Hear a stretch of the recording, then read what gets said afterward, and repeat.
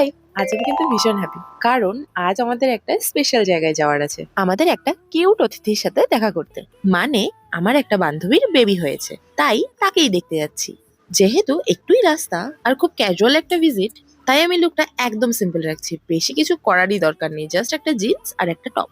Makeup মানেই একটু lipstick আর একটু চোখের মাস্কারা, ব্যাস আমি তো রেডি তাতে।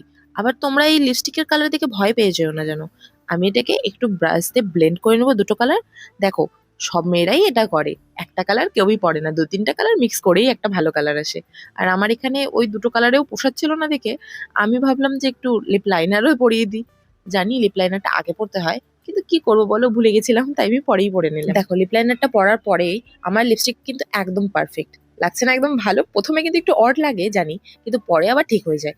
তো যাই হোক, এই মাস্কারাটা পরার আগে আমি চোখের এই আঁকি বুকিটা একটু করে নিই, কারণ আমি এটা সব খুব শখ করে কিনেছিলাম। আমি সবাইকে দেখতাম যেরকম করতো আর তারপর মাস্কারা করতো, তো আমিও সেই দেখেই কিনেছিলাম, কিন্তু ব্যবহার কখনোই করি না।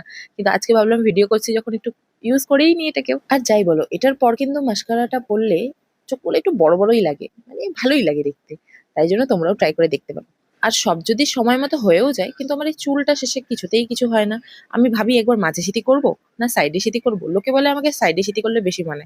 তোমরা বলো তো কোনটাতে বেশি ভালো লাগে। শেষে আমি কিছু বুঝতে না পেরে, আর এত গরম লাগছিল, আমি কি করলাম, একটুখানি চুল পিছনে করে নিয়ে ক্লিপ লাগিয়ে দিলাম। আর এখানে আমাকে সিজা নিতে চলে এসেছিল, ওর স্কুটি করে আমরা চলে যাচ্ছিলাম আমাদের সেই বন্ধুটার বাড়ি। তো আমি ওর সাথে দেখা করি, আর তোমাদের সাথে দেখা হবে আবার নেক্সট ভিডিওতে। ততক্ষণ বাই বাই।